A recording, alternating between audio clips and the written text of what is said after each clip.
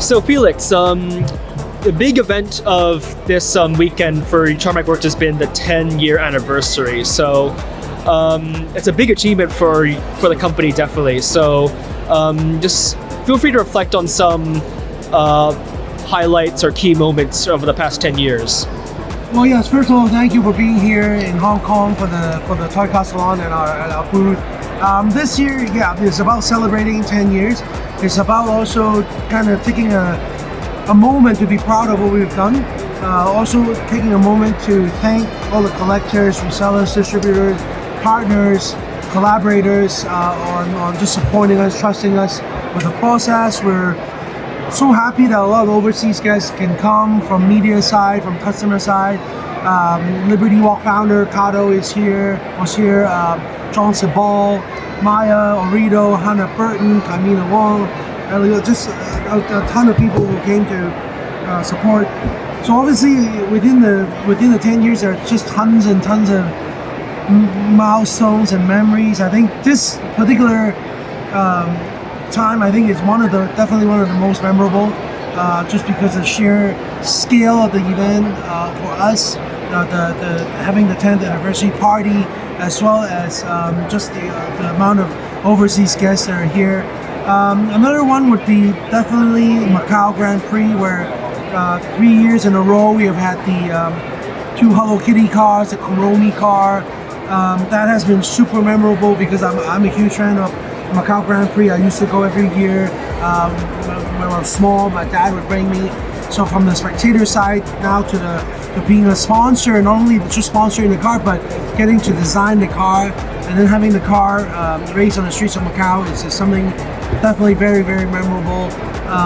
So that particular one I think sticks to us very, very strongly.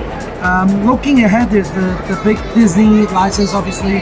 Hopefully that would also be a very memorable thing for us as well. Okay, thanks, Felix. It's obviously been a very turbulent year, and obviously there's been a lot of ups and downs. But in a sense, you would agree that perseverance and thinking outside the box tends to be in Tarmac Works' DNA. Feel free to elaborate on that, on just the whole idea and energy. Yeah, I think looking back, of course, surviving and just being active in the 10 years is definitely not easy. They're all good and bad, so ups and downs. I think in terms of perseverance, I think we stick to what we do best. We stick with our passion. We have always loved cars. We've always been very creative. That's who we are. We've always been good in sort of working with a lot of different brands. Those are our strengths, and so kind of sticking to those strengths help us to kind of get through those 10 years, and also like having a unique position in the market because of those things. So I think it's really reminding ourselves of what we were doing better in, and then of course also working on things that we have to improve, and then just keep on working at it, basically. Yeah. Right, thanks. Back to some highlights from the past 10 years. So obviously there's a lot of great castings you've done, a lot of awesome projects. But if you have to pick a few highlights or a few favorite castings or anything the company has done, what would you pick? Yeah, I think when I was deciding the cars in the 10th anniversary set, and that was the exact question, which are the cars that kind of stood out, which are the cars that meant more to us. So obviously the first one was the Honda Civic EG6. That was our first model in both 18 scale and 64 scale.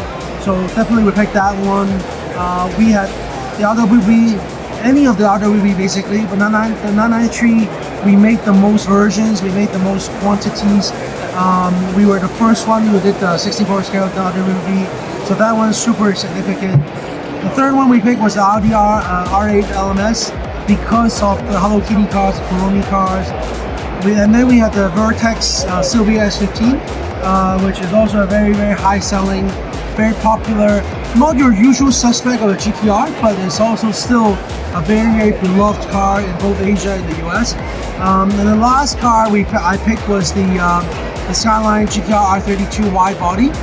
That particular one was designed by John Sabal, a very good friend, who we became friends because of our working relationship together. So happy that he could come to Hong Kong this time as well. And that, well, I wanted to kind of, pick that car to kind of reflect on our relationship as well. So those 5 cars, I would say, are the most sort of significant ones. Obviously, there are lots of them, but those would be the 5. Yeah. Okay, thanks. You've been very excited about the Disney collabs coming. It's probably the biggest, one of the biggest news among many from this weekend. It's clearly picking up the similar success with the One Piece collabs, Yeah. right? With that in mind, is there any other fandoms or pop culture you also hope to also get Tarmac involved in? One of the dreams come true was Disney. Hello Kitty obviously is huge. We've done it with One Piece. Disney is the next big one. I'm a huge Disney fan. My daughter is as well. I'm sure a lot of you are. So getting that title was huge, but then what do we do with it is another big challenge, obviously. So we feel like we're taking on a huge responsibility on how to represent just an iconic brand. And of course, there are a lot of brands that I just personally love, like Nike, for example, is a huge one for me. One that a lot of people, especially male in the world, is Gundam, which is a huge one. Initial D, I know a lot of people have done Initial D stuff, but it's also one that we really love. There are obviously a lot more like Fast and Furious, all those things, but one at a time. I don't think we can handle all those at one particular time, but let's hopefully do a good job with Disney, and then hopefully we'll sign on even bigger and bigger names, or equivalent. And so yeah, really looking for Disney. Forward to Disney. Okay, great, thanks. Anyone who been to the Expo or any events around the world or Asia definitely observes that it's not just you who also helps these come to life and brings Tarmac Works where it's come to, but it's obviously the team behind it too as well. Do you mind sharing some of your thoughts on what everyone brings to the table and has gotten to where Tarmac Works is today?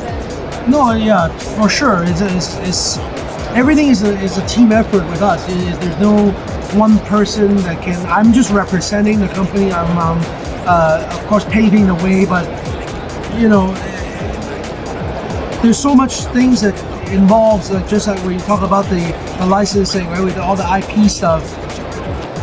All of our stuff are licensed, so it takes a lot of work and challenge to deal with Disney, to deal with Sanrio for Hello Kitty, Kuromi and stuff like that, with Moon Eyes, all these IPs, and then you come to the production part where you have to develop the model, which is huge. It's the product itself, and then of course with Tarmac cards, with the trading cards as well on that side, learning how to master that craft, and then of course on the sales side, the product is there, you need to sell it, right? So the sales team, and then there's also other design, of course, obviously very important, how we design the packaging to delivery of the cars, and then of course there are other people being involved, like doing an event like this, right? Events and marketing. So very much is a group effort. Everybody chips in.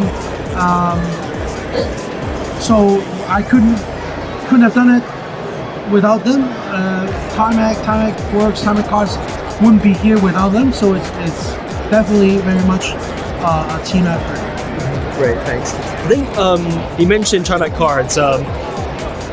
Obviously, it's kind of an interesting direction for a diecast brand like you.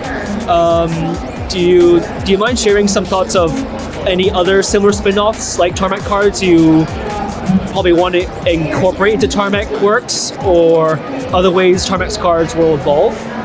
No, I think right now the focus is, of course, Tarmac Works is our core line. Tarmac Cards is the new baby.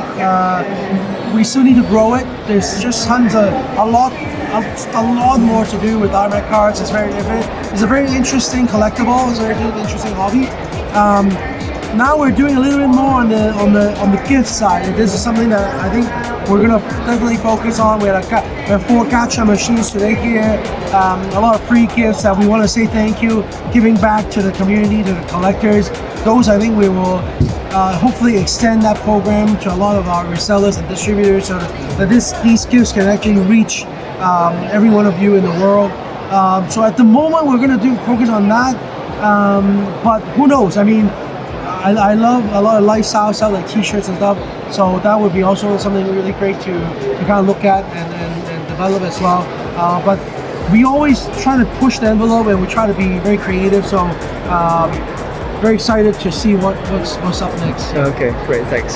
And just to wrap this up, so aside from what's been previewed at the Toy Car Salon this weekend, and some hinting given at the party and at some of the events here, is there anything else you could probably hint towards what's to come next year or in the coming years? I think the one that I talked about was, of course, with Disney.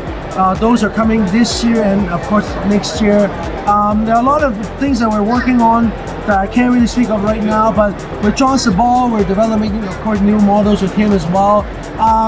There are a couple of very famous designers in the States, in terms of not car designers, but maybe fashion and graphic designers that are coming in December, January, around that time frame. Can't wait to show you all what those are. So we're not only doing stuff with the IPs, but actual designers who can actually help design some of the design on the cars, like liveries and stuff like that, and apparel. So we're very excited to bring those in next year, and those will also be sort of a direction for us going forward. Okay, it's been a pleasure, Felix. Congratulations, and thank you so much for your time. Thank you.